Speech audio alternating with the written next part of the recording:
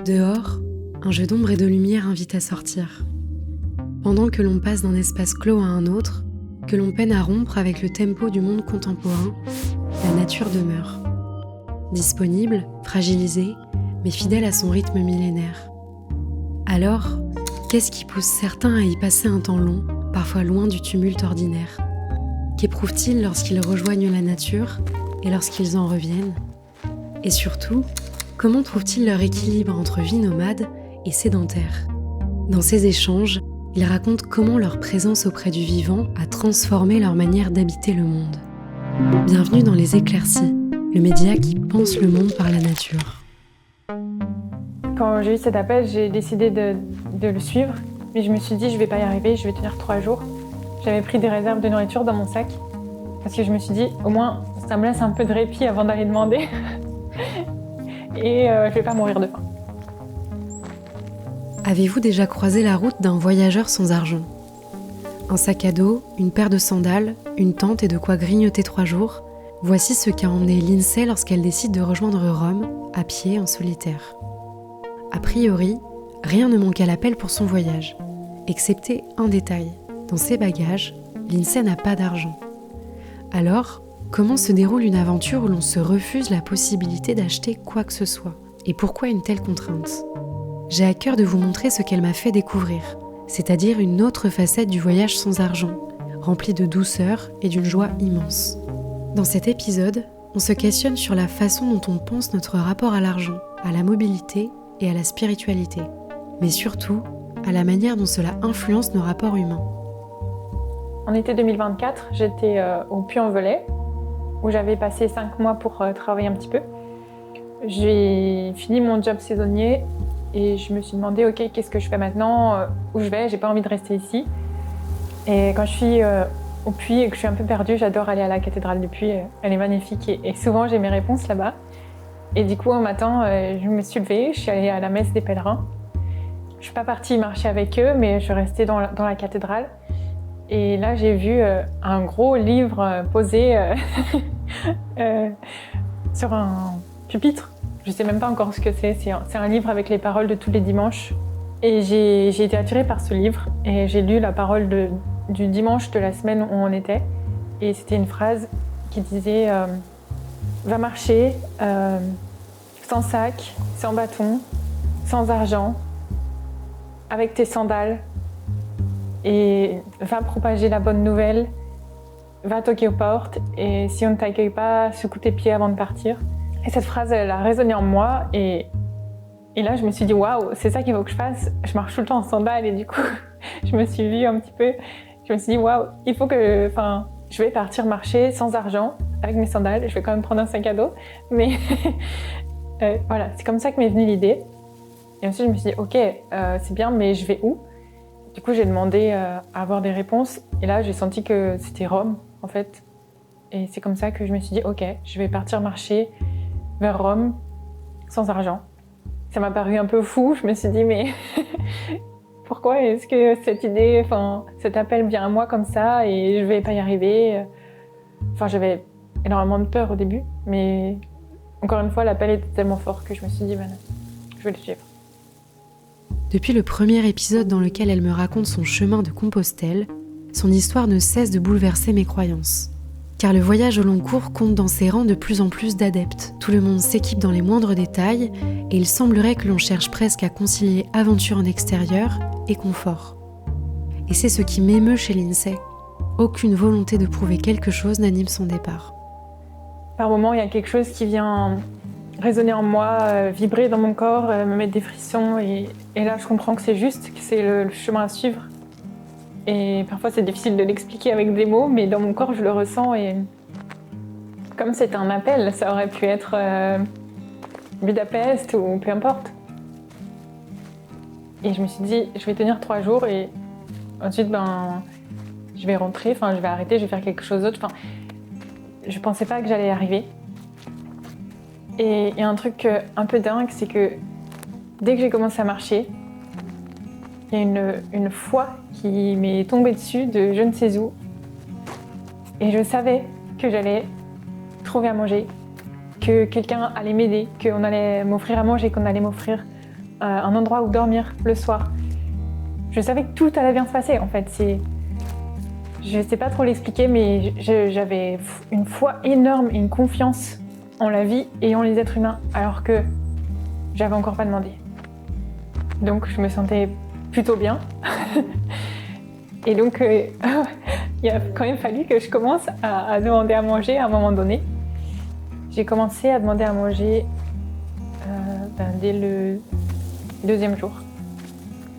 J'avais toujours de la nourriture dans mon sac. Je m'étais dit que j'allais attendre de finir ma nourriture avant de demander à manger. Mais en partant le matin de mon premier endroit où j'ai dormi, je suis passée devant une boulangerie et j'ai eu l'intuition de rentrer dans cette boulangerie et d'aller demander. Je me suis dit, ok, c'est peut-être pas pour rien, je vais y aller. Et au pire, ils me disent non, ça m'aurait fait un essai. Et s'ils me disent oui, ça m'aurait fait un essai aussi. Et j'aurai de la nourriture pour aujourd'hui encore. Je suis rentrée, j'ai demandé. La façon dont je demandais, je disais que je marchais en direction de Rome, que j'étais sur un pèlerinage, que je marchais sans argent.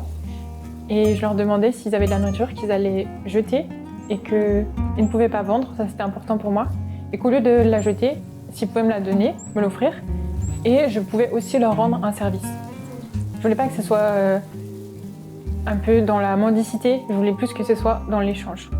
Même s'il y a beaucoup de personnes, et la plupart des personnes qui m'ont dit juste « Tiens, je t'offre de la nourriture et t'as pas besoin de me rendre un service ».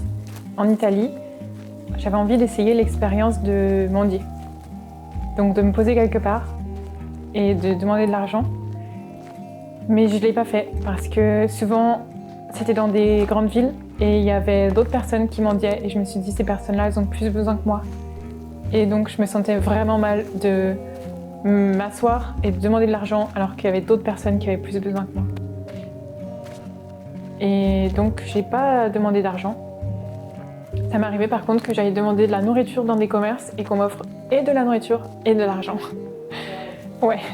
Et ça, c'était dur pour moi à accepter au début parce que je me disais, déjà la personne m'offre de la nourriture et en plus elle m'offre de l'argent. C'est comme si elle me payait pour m'offrir de la nourriture.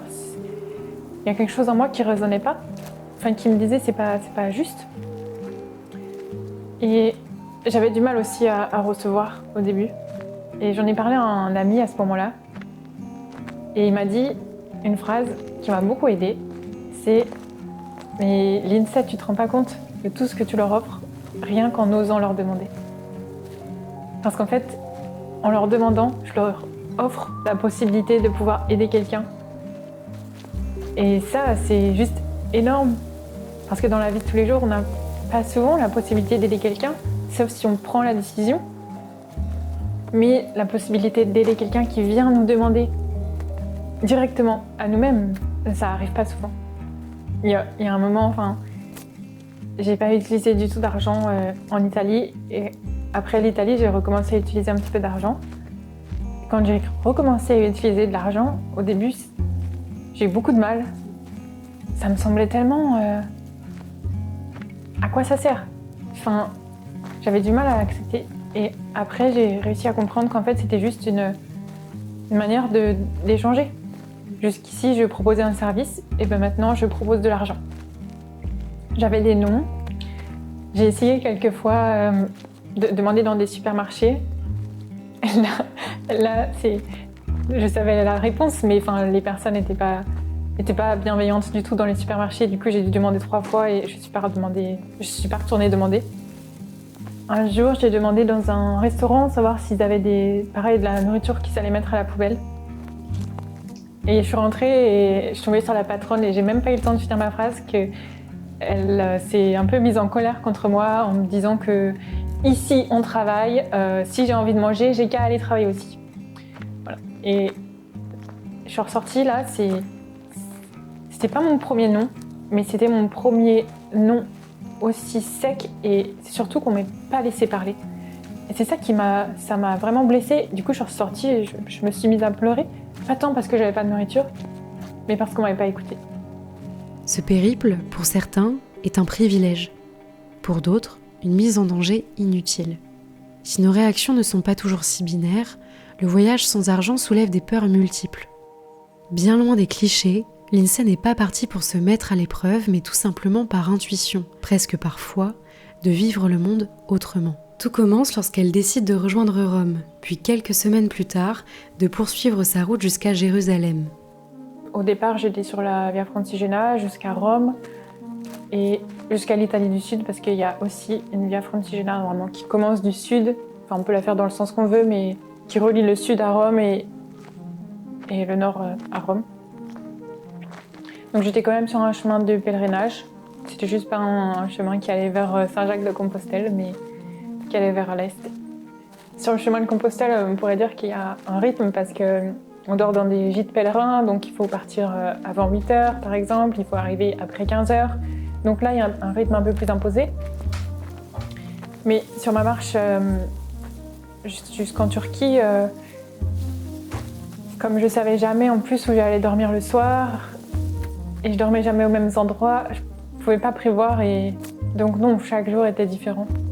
Après l'Italie, il y avait plus de chemin de pèlerinage. J'ai fait un peu des chemins. Il y a un ancien chemin qui s'appelle la Via Ignatia, mais qui est plus vraiment emprunté. Et donc il y a des traces un petit peu GPS, mais c'est compliqué à les avoir. Et ensuite, un moment après Thessaloniki, il y a le chemin de la Jerusalem Way qui rejoint Thessalonique en Grèce et ensuite qui part vers la Turquie. Donc là, j'étais à nouveau sur un chemin de pèlerinage vers Jérusalem. Pour l'Italie, il y a des panneaux. Donc j'utilisais les panneaux et j'avais installé une application pour la Via Francigena, donc il y a le tracé, donc je peux aussi avoir le GPS sur mon téléphone.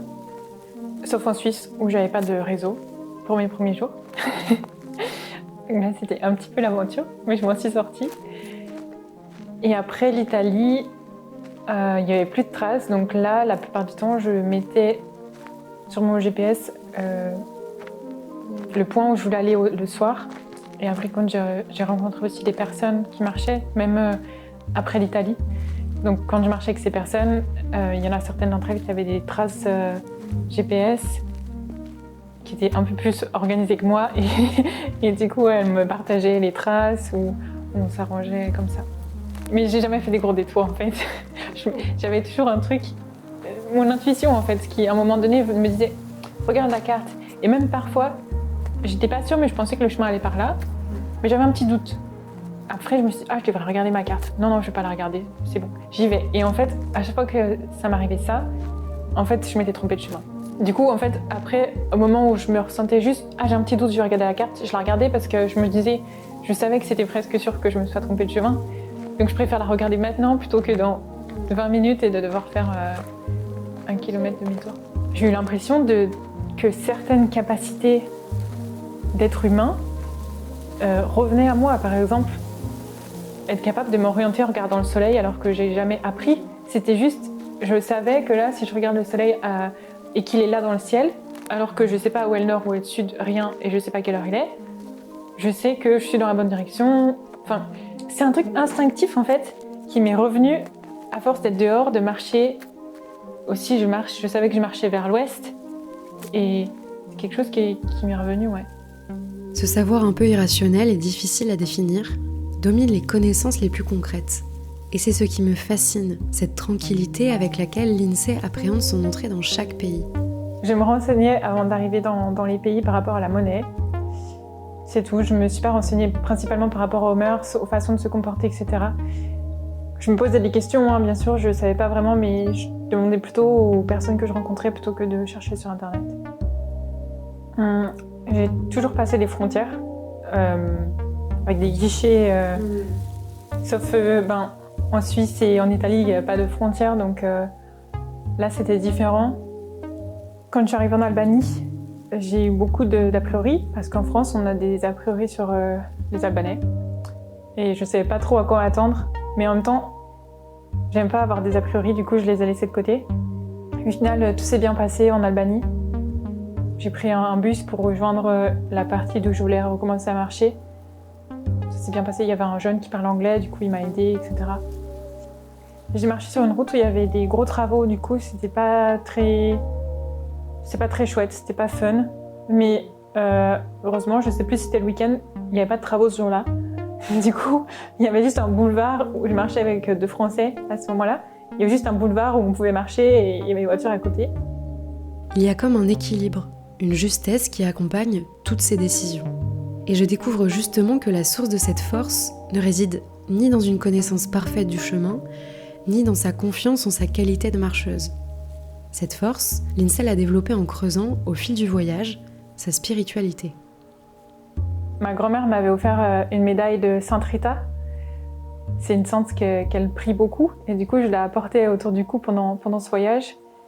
Et tous les matins, quand je me levais, je priais Sainte Rita pour trouver un lieu où dormir le soir.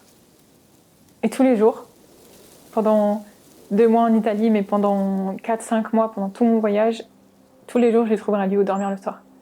Ça, c'était déjà dingue. Sa marche n'a rien de solitaire, bien au contraire. Elle n'est pas un isolement ni une vie parallèle au monde contemporain. Et plus encore, sa présence sur le territoire influence les individus qui l'entourent. Lindsay applique ce qui nous échappe parfois. Elle manifeste ses intentions, donne de l'espace à son envie d'abord dans son monde intérieur, avant de le communiquer aux autres. Après, donc tous les jours, je demandais pour avoir à manger et où dormir à des personnes concrètement. Et parfois, il m'arrivait aussi de demander à la vie. Et en particulier, il y a des jours où j'étais très fatiguée de demander parce que ça demande beaucoup d'énergie. Ça m'en donnait aussi beaucoup. Mais il y a des jours où j'étais fatiguée, j'en pouvais plus, j'avais pas du tout envie de demander. Et là, je disais à la vie, s'il vous plaît, je suis trop fatiguée, j'ai pas envie de demander, j'ai pas la force, mais j'ai besoin de manger. Est-ce que vous pouvez m'envoyer quelqu'un qui va m'offrir à manger sans que j'ai besoin de demander?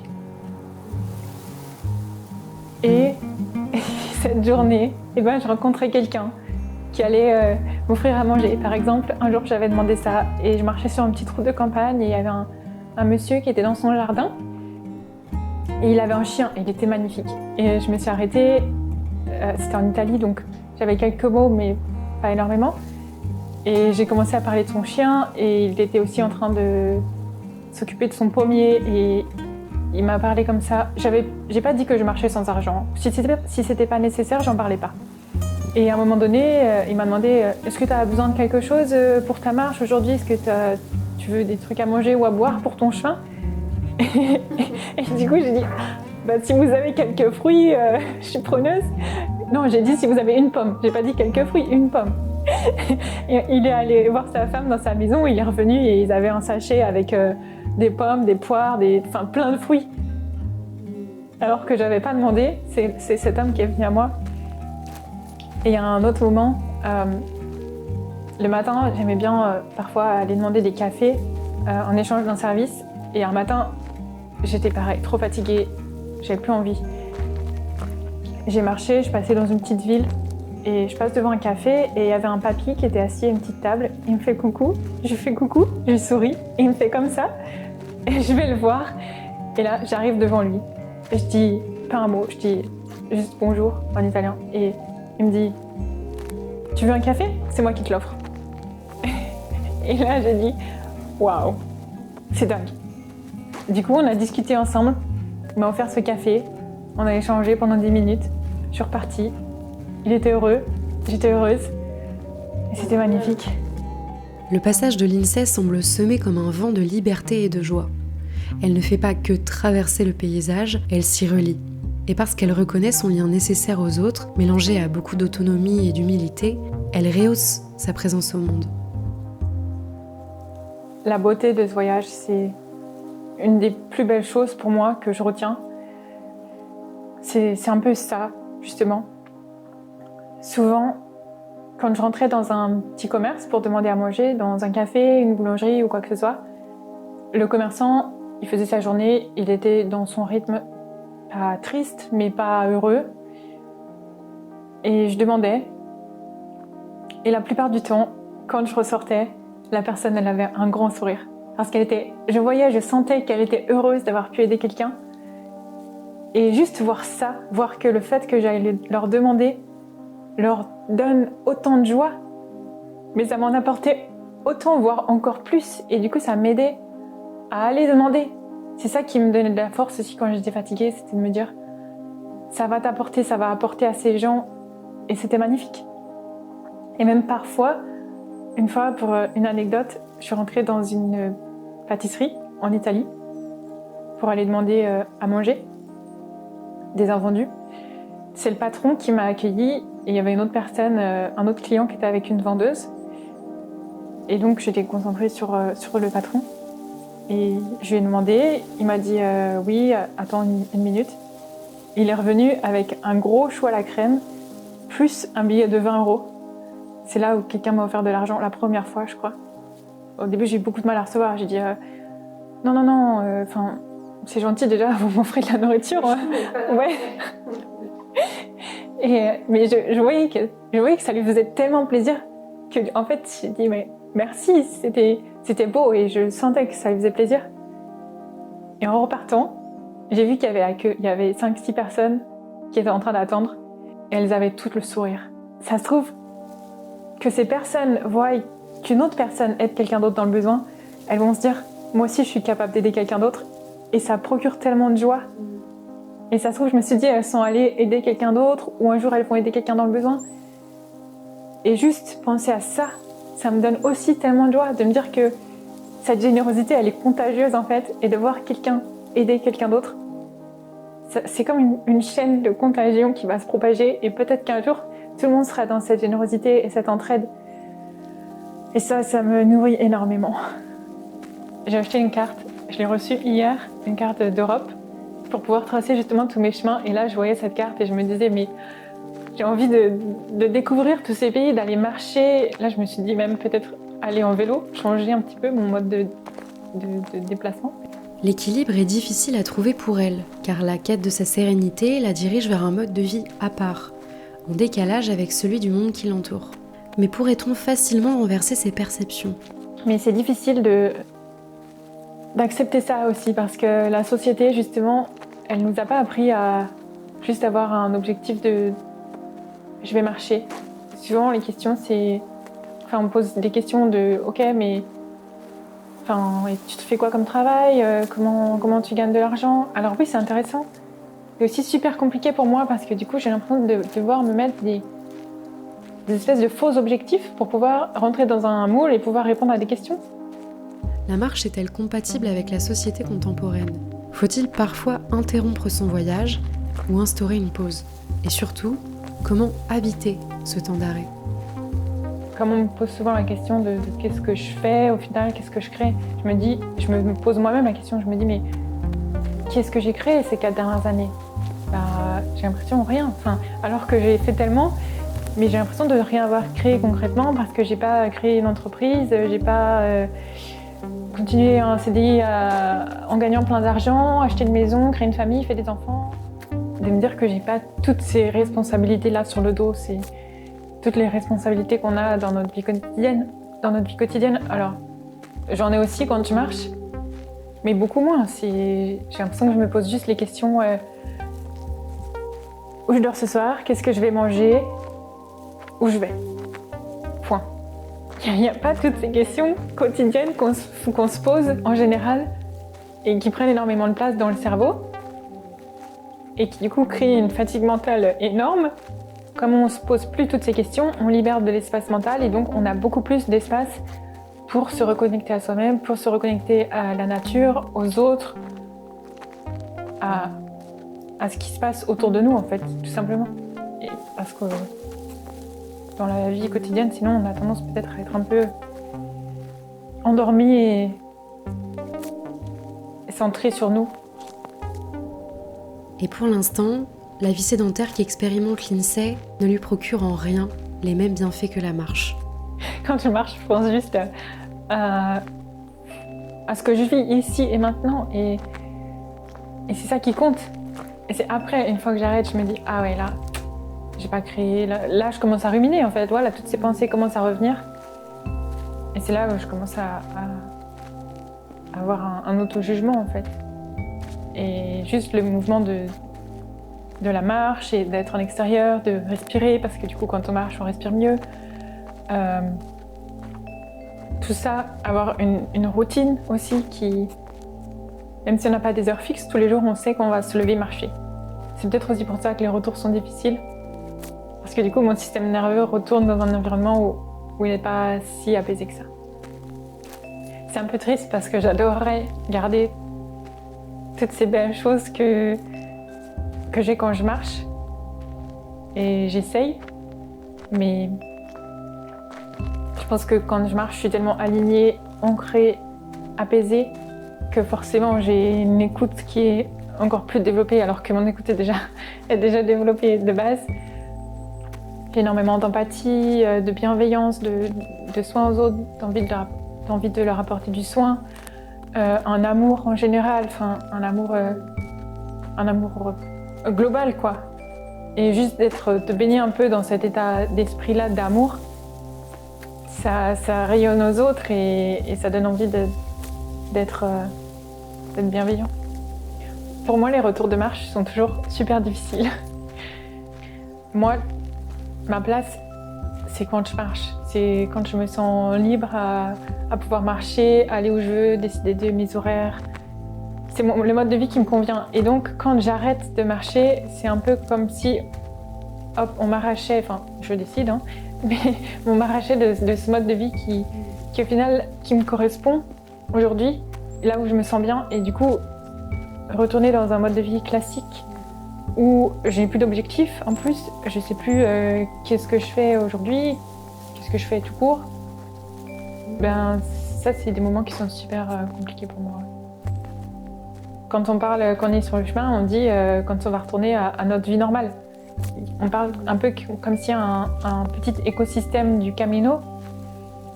Et c'est ça baigne dans l'amour, tout le monde est bienveillant, tout le monde est dans le partage, dans l'entraide. Et c'est vrai, ce serait juste. Ça arrive qu'il y ait des prises de tête parce qu'on reste humain. Mais il y a un truc qui fait que il y a ça. Tout le monde peut prendre soin. C'est des a priori qu'on a qui sont faux. Il y a beaucoup d'hommes qui m'ont aidé, qui ont pris soin de moi quand j'avais, je sais pas, des ampoules ou que j'avais besoin d'aide, que je m'étais blessée, que je m'avais tendinite au genou. Et c'est peut-être avec l'expérimentation de cette vie collective, grâce à la marche, que peut naître une nouvelle façon de penser le monde. Ce voyage, c'était aussi un voyage de découverte de foi et dans l'espoir. Dans l'espoir que cette flamme revienne, en fait. J'avais une grosse fatigue psychologique à la fin. En fait, ce voyage, pendant 4 mois, je suis sortie de ma zone de confort chaque jour, à chaque instant. Et c'était magnifique. Et en même temps, c'était tellement dur. C'était tellement difficile d'aller puiser justement dans ces ressources, en fait, dans ma persévérance. Et dans... Ah, c'est quelque chose qui m'émeut. Mes dernières marches, j'étais allée pour sortir de ce mode de survie. Et là, je me remets dans un voyage où je suis constamment en mode survie. Parce que c'était ça. La marche souligne la complexité de notre intériorité. Marcher devient presque un questionnement existentiel, tissé parfois d'incohérences et parfois de dénouement. La sensation que fuyait Lindsay lors de sa première marche, elle la réveille pendant son deuxième chemin. Mais toutes ces expériences la nourrissent. Pendant mon voyage, à un moment, elle est partie, pas mon intuition, mais cet appel pour Jérusalem. Et du coup, c'était un moment très difficile parce que comme j'écoute beaucoup cette intuition, et ben quand j'ai plus d'intuition, quand j'ai plus d'appel, je sais plus où aller. Je pourrais pas faire des voyages comme j'ai fait si j'avais pas eu d'appel. Parce que ma force venait de là en fait, chaque jour pour me lever. Et à la fin, pendant 2 mois, j'ai plus eu d'appel, mais j'ai décidé de continuer en espérant qu'ils reviennent. Et ben c'était dur tous les jours à continuer, en plus dans des pays que je connaissais pas. Donc, Et pendant 2 mois, j'ai décidé de pousser parce que il y a des moments dans ma vie où j'ai arrêté un peu trop tôt, je pense. J'ai arrêté des choses parce que je le sentais plus ou parce que c'était difficile. Et là, je me suis dit, cette fois-ci, je veux pas abandonner trop vite. Je veux persévérer, je veux voir jusqu'où je peux aller. Enfin, si cette flamme va revenir. Et au bout de 2 mois, en fait, elle revenait pas. Et là, je me suis dit, ok, là, ça va pas. Il faut aussi apprendre à prendre soin de toi. Du coup, je me suis dit, ok, je vais prendre soin de moi et je vais arrêter, même si c'est super difficile de me dire, je suis pas arrivée jusqu'à Jérusalem, je suis pas arrivée en Israël. J'avais l'impression d'avoir un peu échoué une partie de ma marche, que je suis pas arrivée au bout, qu'il y a quelque chose qui n'est pas comblé. Et en même temps, j'avais besoin de prendre soin de moi, de me reposer, de trouver un endroit où je pouvais me poser et enfin souffler et me sortir de ce mode de survie, même qui était décidé cette fois-ci.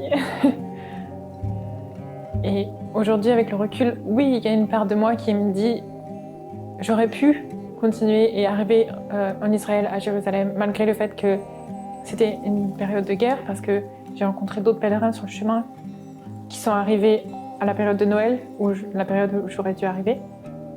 Et tout s'est très bien passé pour eux. Mais en même temps, j'avais une part de moi qui avait peur de cette situation de guerre. On ne savait pas, du jour au lendemain, ça peut complètement changer. J'aurais pu mourir peut-être. J'avais cette peur aussi d'aller en Israël et de mourir. Mais aujourd'hui, je suis contente de m'être respectée, encore une fois, d'avoir appris à prendre soin de moi. Et je pense que j'aurais peut-être dû arrêter 2 mois plus tôt même, à la fin de l'Italie. Je devais apprendre et en même temps, tout ce que j'ai vécu pendant ces 3 autres mois même, m'ont énormément appris. Je pense que ce qui m'a le plus marqué de ce voyage, c'est la générosité. C'est plutôt des flashs de souvenirs éparpillés que je peux replacer par chronologie et par endroit, si besoin. Mais ce que je retiens personnellement, c'est plutôt les émotions que j'ai ressenties au fur et à mesure de ce voyage. Le non-jugement par rapport à pas être dans les a priori. Finalement, dans ce qu'elle me raconte, tout me rappelle les paroles du texte qu'elle a lu et qui lui ont justement donné l'élan de partir. C'est cette question de la bonne nouvelle qui revient. Ce côté bonne nouvelle, je l'ai pas pris en compte au début parce que j'ai des croyances, mais pas dans une certaine religion en particulier. Donc aller prêcher la bonne nouvelle de Dieu, pour moi, ça ne résonnait pas. Même si, au fur et à mesure de ma marche, j'ai compris que j'avais sûrement quelque chose à partager, sans en avoir conscience, juste en marchant.